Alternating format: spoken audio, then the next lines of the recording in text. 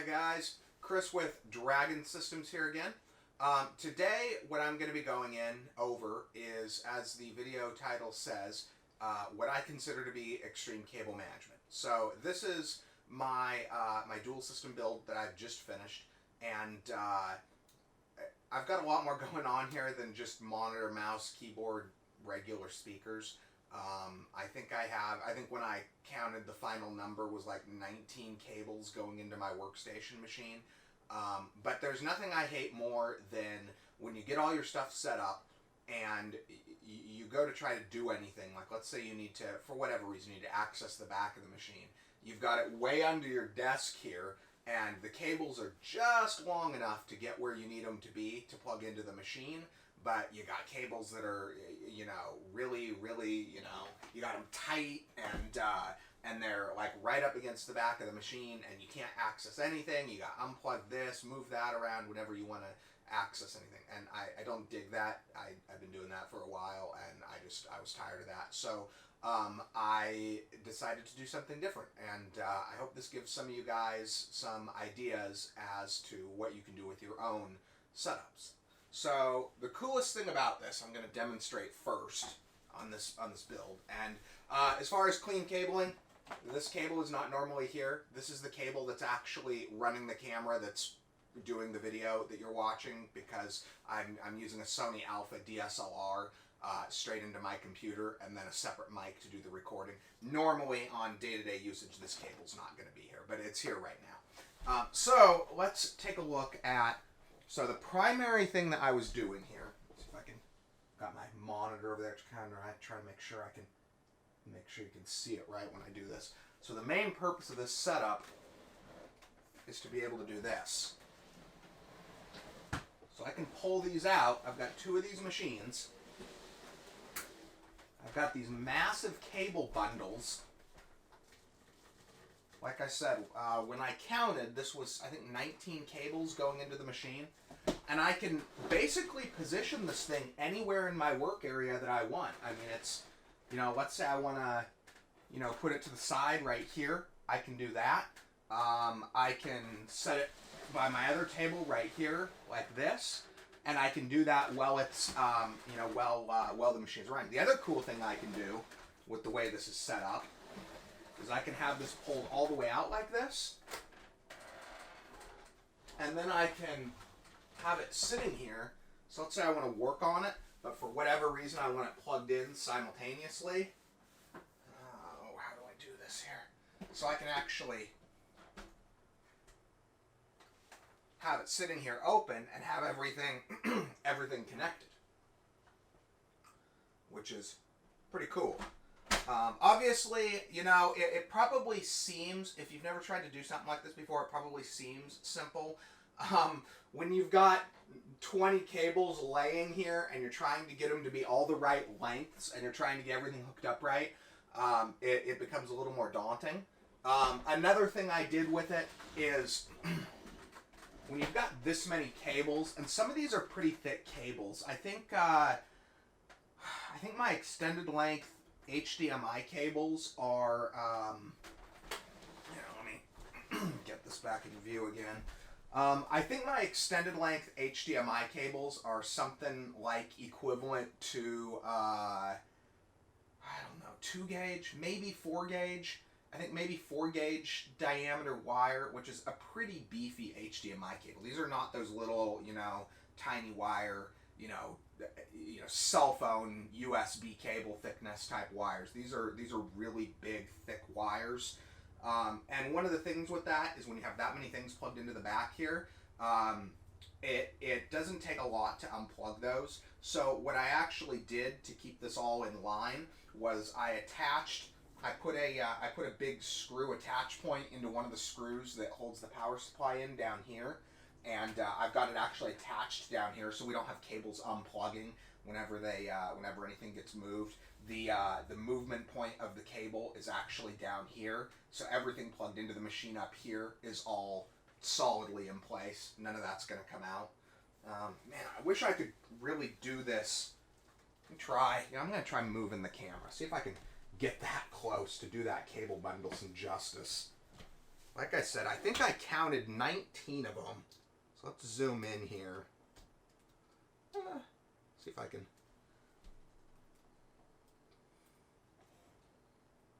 And then let me grab the cable just so you see how big that is compared to my hand. So this is, I mean, this is a lot of cables. I think, what do I got going on here? I got 4 USBs, Ethernet, 5-channel audio.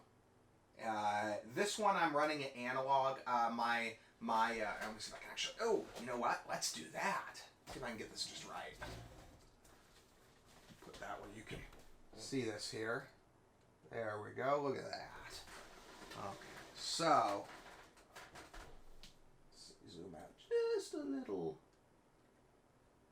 There we go. Okay, so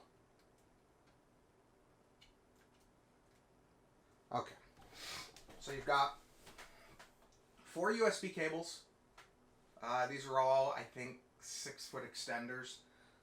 You've got audio right here, which is an analog 6-channel. I do have my other machine running the same speaker system, and that one's running the digital. Then I have my first video card. This one is the 1080 Ti. This one is running 2 HDMI and 2 display ports. And then going down, we have our first Elgato. This one is actually the one I'm running the camera off of right now, that cable.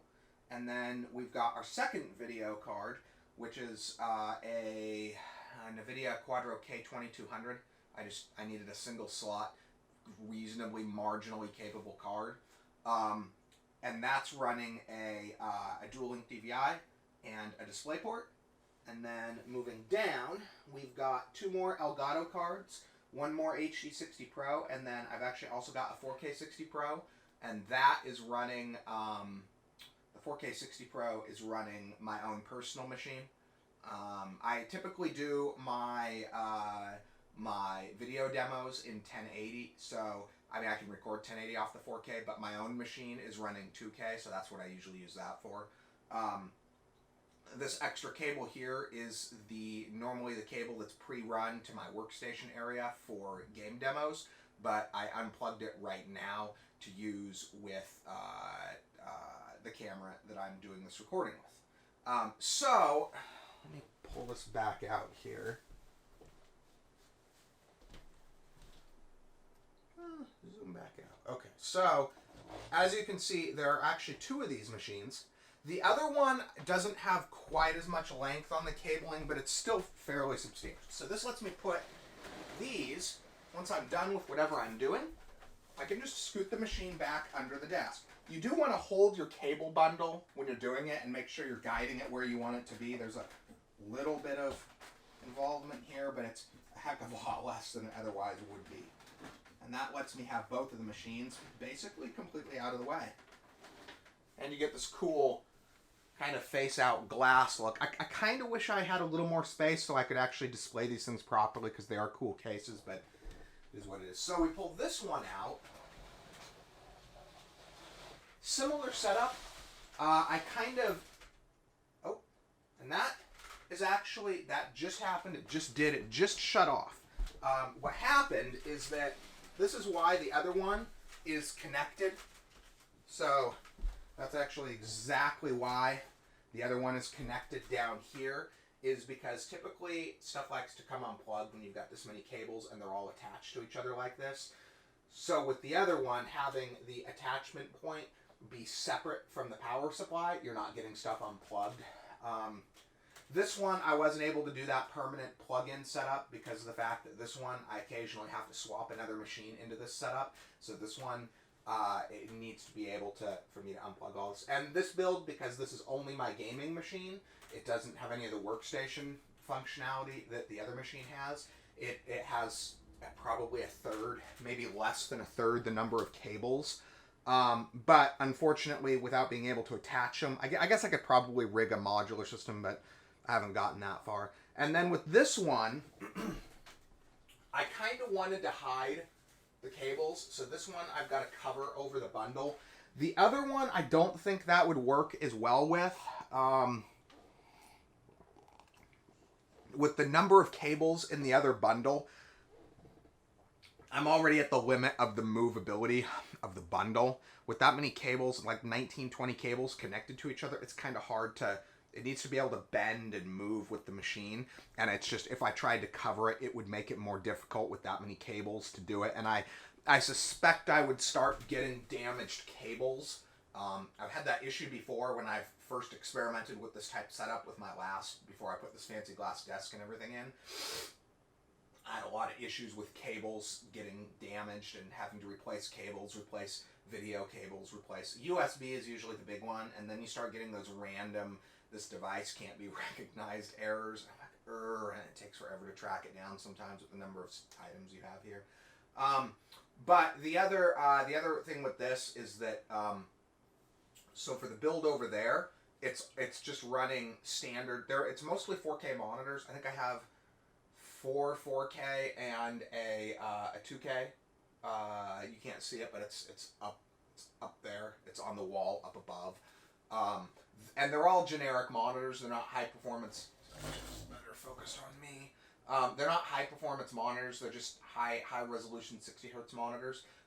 Those seem to be fine off of just about any cable. But this machine is running my 2K 144 hertz, and it seems a lot pickier about the cable that it'll run with.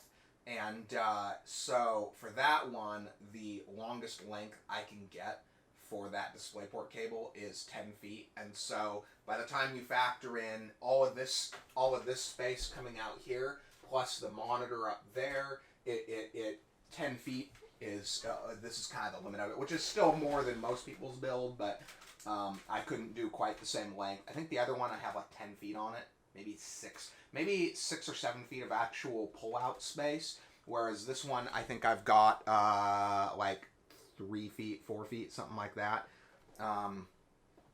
But they're both, I mean, I can put both of them anywhere I want. So if I need to do, like, I've got all my cables and stuff running up under my desk, which you can see some of it. It's not perfect cable management. The problem with perfect cable management is that it would all be perfectly, or it would be permanently installed. Let's see if I can get myself in there a little better again. I don't want most of this permanently installed. I want modularity. I want movability. I want a flexible setup, and that's why everything isn't perfectly cable managed as far as what's under the desk. I was more concerned about those bundles going into the machine being reasonably organized. So this lets me move this one. So let me pull the camera back here a little bit more so you get a wider view. Oops. Oh, see if this comes back. Sorry about that. We'll have that back in just a second. Limitations of the length of my HDMI cable. It's going to give me my thing back. Let's see here. There we go.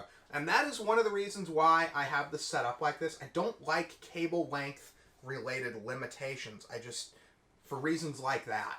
But this should give kind of a wide enough view. So this is basically my whole desk work area. And kind of one of the advantages of the setup is that I can put these machines anywhere I want. So this can go here, like especially let's say I'm doing work under my desk, adding something, removing something. I can pull that all the way out, and then we've got the same flexibility with this one here.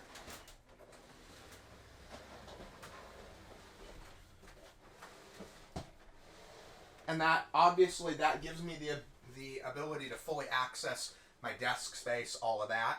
I mean, if for whatever stupid reason I wanted to, I could even move this one, obviously, over here. So it's a lot of flexibility I otherwise wouldn't have. It definitely took some time to do, but I'm pretty happy with it, all said and done. And then let me we'll do one more thing here. Show you what's going on under the desktops. That's kind of the whole build there. You can see all that stuff. It's a lot of stuff. And you can't even see it, but behind the center monitor there is another computer, a Dell small form factor that I use for Windows security. likes to forcibly prevent you from doing certain things, so I have a machine with an older OS that basically leaves me the heck alone. And that machine is actually hooked up to a second input port on that center monitor, although it's currently not displaying, it's displaying my workstation machine. So, to give you an idea, I'm going to see if I can pull... I can't really do that. Let's do this. See if I can do it this way. See if I can get this thing to bend back. I guess that's about as much as I'm going to get. So you can't really... No, I can't really see it with the way... I mean, I guess you can see a little bit of it. There's quite a bit up underneath. There's quite a bit of shall we say, disarray going on. But for the number of cables, I mean, keep in mind, we're talking... I mean, that bundle, you're talking about 20... I think the final count was 19 cables. That one, what are you looking at? Something like 8 cables. So you're looking... With all of this connected, I've probably got... I mean, with all of the machines, probably somewhere around 40 cables, and it's just there's a limit to how much clean cable management that can be done with that many cables running.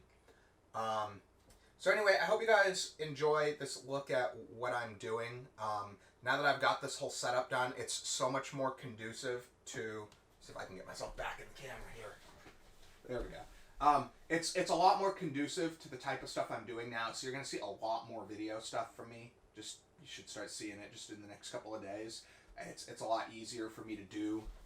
Where is it? There we go. It's a lot easier for me to do this kind of stuff now. I don't have to clear out my apartment every time I want to do a video. So anyway, I hope everybody finds this interesting and informative, and thanks for watching the video.